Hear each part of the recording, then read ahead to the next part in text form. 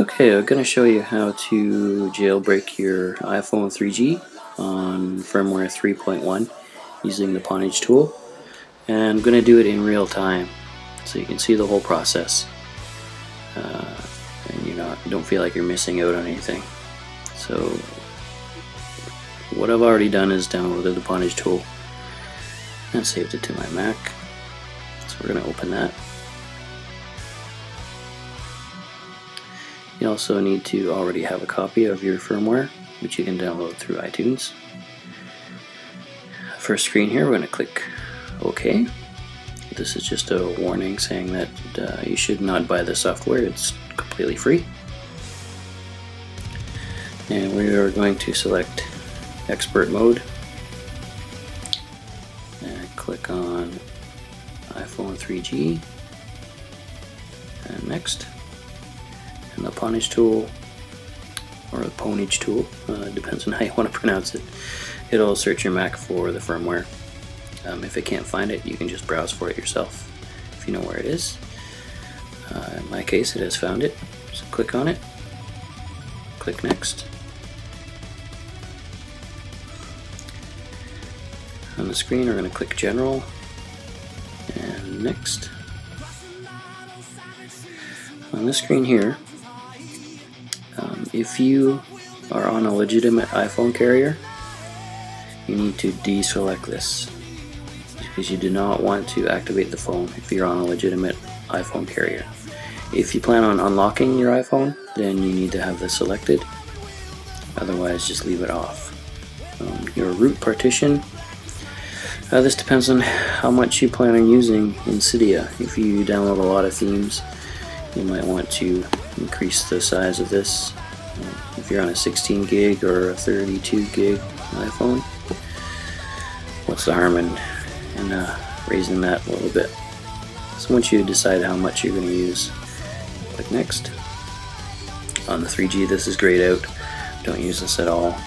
Just click Next. In your Cydia settings, this is where you can select packages to automatically be installed with your custom firmware. You can download the packages here, just hit refresh and it'll load the list, and then whatever you want to install,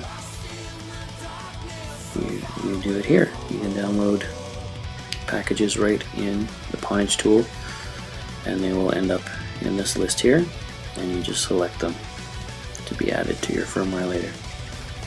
You can do the same thing for sources.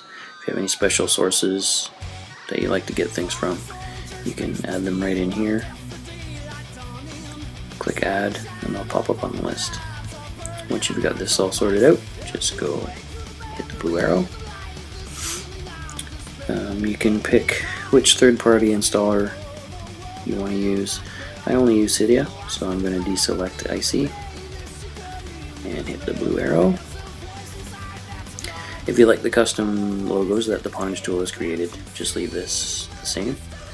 I like to have the stock logos on mine. You can also create your own if you want to. Just follow the instructions on the bottom here and hit browse and add them. Once you're done, hit the blue arrow. On the screen, we've already gone through all these steps here. So we are going to hit build, hit the blue arrow.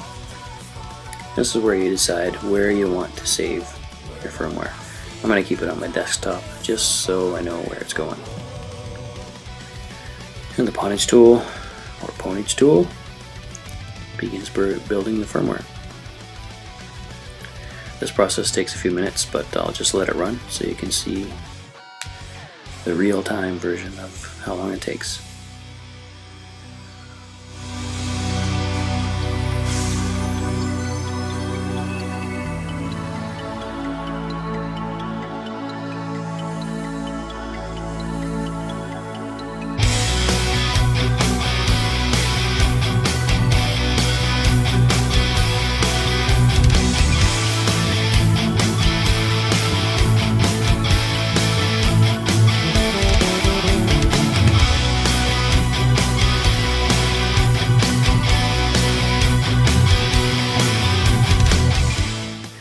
Here it's just going to ask you for your administrative password, just for the Pwnage tool to make changes.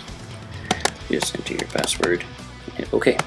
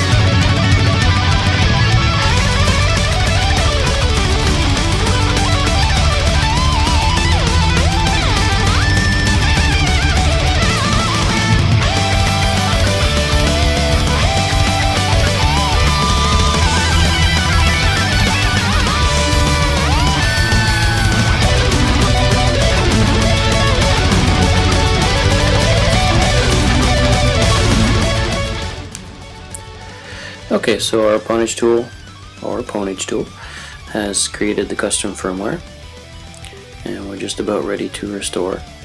Pwnage is going to ask you if you have had your device pwned before. Basically, if you know how to put your device in DFU mode on your own, click yes. If you do not know how to do that, need some help, click no.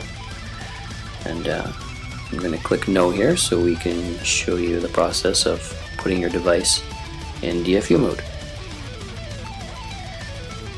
First, you need to get that phone turned off.